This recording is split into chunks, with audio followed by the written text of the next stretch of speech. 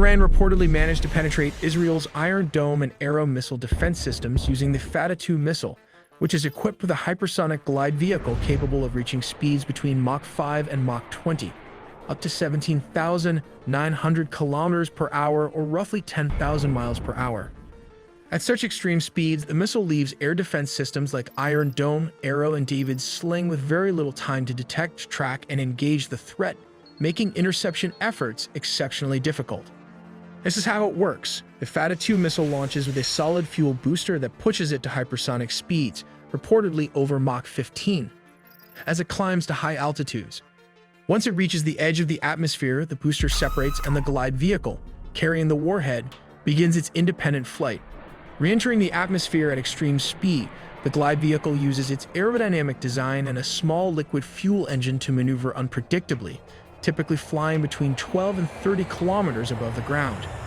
As it approaches the target, it drops to a lower altitude and performs sharp evasive maneuvers at speeds above Mach 5. This combination of speed, agility, and a shifting flight path makes it incredibly hard for air defenses to track or intercept. What sets the Fattah 2 apart from conventional ballistic missiles is its ability to maneuver during flight. While traditional missiles follow predictable parabolic trajectories, the Fattah 2 breaks from this pattern. It uses aerodynamic control surfaces and a movable nozzle powered by hydrogen fuel to adjust its course while gliding through the atmosphere. This is the reason you see the dragon tail all over Israeli sky. These continuous and unpredictable trajectory changes make the missile extremely difficult to track. Its erratic flight path confuses radar systems and overwhelms targeting algorithms that are designed to handle more conventional, stable trajectories. At the core of its propulsion system is a spherical solid fuel engine with a movable nozzle, which allows for precise steering and controlled acceleration during re-entry. This gives the missile the agility to dodge interception attempts more effectively. The warhead, mounted on a maneuverable re-entry vehicle, can further alter its path in the final phase of flight, complicating interception even more and reducing the chances of a successful defense. Iranian officials have claimed that the Fattah 2 also features radar evading capabilities, hinting at possible stealth or low observable technologies. Iran has also asserted that the Fattah 2 has already penetrated Israeli air defenses and struck high-value targets, including military intelligence facilities and the Israeli Air Defense Headquarters in Tel Aviv. For context, the earlier Fattah 1 missile is a two-stage, solid propellant weapon equipped with a maneuverable re-entry vehicle capable of mid-course adjustments and independent flight. Its warhead includes thrust vector control, allowing it to execute evasive maneuvers during both the mid-course and terminal phases of flight, sometimes as close as 100 kilometers from the target. One of Israel's major disadvantages is its small size. In terms of land area, Israel is roughly 75 times smaller than Iran, making Iran about 7,400% larger. This stark contrast highlights just how compact Israel is by comparison. Because of its limited size, virtually any missile launched toward Israel can reach its target within minutes. This drastically reduces the time available for detection, warning, or evacuation. Geographically, Israel stretches about 470 kilometers. This is around 290 miles from north to south, but at its narrowest point it's only around 15 kilometers, which is 9 miles wide, with a maximum width of about 135 kilometers. This is around 84 miles. Because of Iran's larger size, it can hide its stockpiles of missiles all over the place, and this makes it harder for Israel to destroy every missile storage. Let's take a look at why the Iron Dome failed to intercept the Iranian ballistic missiles. Apart from discussing the multi-layered missile defense system, the Iron Dome itself has a range of around 40 miles, while the David's Sling can intercept ballistic missiles up to a range of 180 miles. The top-tier Arrow anti-ballistic missile systems can target threats up to 1,500 miles away. After analyzing every Iranian ballistic salvo, we realized the Iranian would fire around 100 missiles mixed with drones and cruise missile to overwhelm the Israeli air defense systems. They are then followed by these Fattah missiles. Although the Arrow missile defense system successfully intercepted many missiles before they reached Israel, many still got through. The main problem behind the failure to intercept was after the detachment of the glide vehicle from the launcher. The glide vehicle can change its trajectory multiple times, which confuse the Arrow missiles. This maneuver also bypassed the David's sling and finally the Iron Dome system, which is not designed to counter hypersonic missiles like the Fattah 2 model. These missiles were launched from Iranian territory, likely from areas around Tehran and other strategic missile bases, targeting multiple Israeli military installations and urban centers such as Tel Aviv and Jerusalem. To achieve this, Iran deployed hypersonic missiles attack on Israel, launching approximately 100 ballistic missiles and drones, including hypersonic variants and many salvos. This was a retaliatory strike following Israel's massive airstrikes on Iranian nuclear and military sites.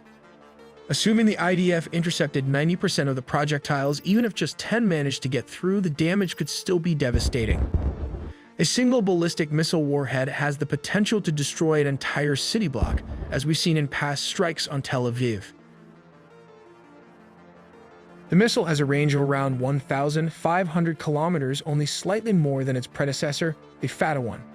What sets it apart from other ballistic missiles is its ability to accelerate outside the Earth's atmosphere, while its aerodynamic control surfaces enable steering to evade the famous Aero missiles defense system made by Israel. To give you a broader picture, let's look at other countries' hypersonic missile. Hypersonic missiles are a challenging technology to master because they are so fast that if the US launched a Scramjet missile, it could reach China in just 18 minutes, traveling at speeds of Mach 5 and above. These Scramjet engines collect oxygen from the atmosphere as they travel, mixing it with hydrogen fuel to create the combustion needed for hypersonic flight. Meanwhile, glide hypersonic vehicles like the Chinese Dongfeng 17 became the first to integrate into production with conventional and nuclear warheads. They are also designed to target US aircraft carriers, as they can change their trajectory mid-flight. This US Aero AGM hypersonic weapon is a missile within a missile which pops out its cover and uses only the glide vehicle kinetic energy as a weapon. And not to forget the Russian hypersonic missile like the Kinzhal. To qualify as a hypersonic missile, it must possess 3 key attributes: speed, maneuverability, and accuracy. Let's look at speed. As we all know, Mach 1 represents the speed of sound, which serves as our benchmark. To better understand this, let's make a few comparisons. Commercial airliners, for example, fly subsonically, just below Mach 1. In contrast, modern fighter jets can travel supersonically, reaching speeds of Mach 2 or 3. When we refer to hypersonic speeds, we're talking about anything Mach 5 and above. Space shuttles are an example of vehicles that travel hypersonically, often reaching speeds between Mach 20 and 24. But these can travel only for short distances at this speed. Israel achieved air superiority over Iran, but this does not mean it had taken over ground operations. Iran continues to fire missiles at Israel.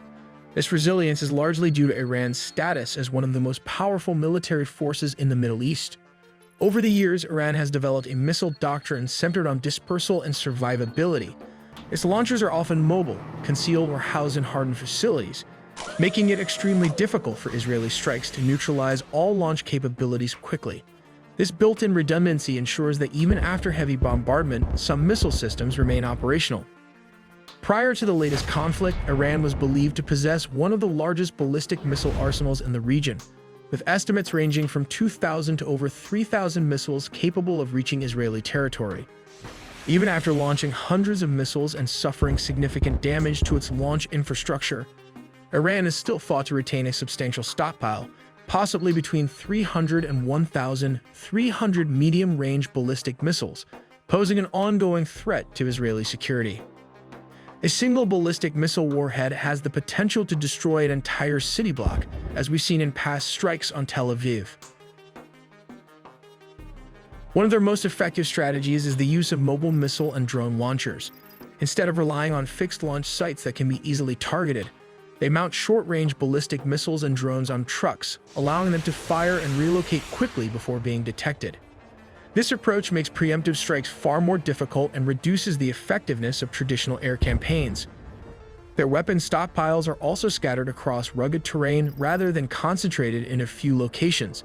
By decentralizing their arsenals, they minimize the damage of large-scale bombing raids and ensure they always have access to weapons, even after repeated attacks. Let's examine the cost implications of a single day of missile attacks. Iran expended over $200 million by launching ballistic missiles along with drones, whereas the IDF spent $1 billion to defend itself. This includes the Era missile, which costs around $2.5 million. The David Sling costs around $1 million to produce, while the Iron Dome costs around $20,000 to $100,000 for a single missile, depending on inflation. By contrast, Iranian ballistic missiles cost around $200,000 each, and its drones only $20,000 to $50,000 each. We also make original engineering content, so please subscribe and hit the notification bell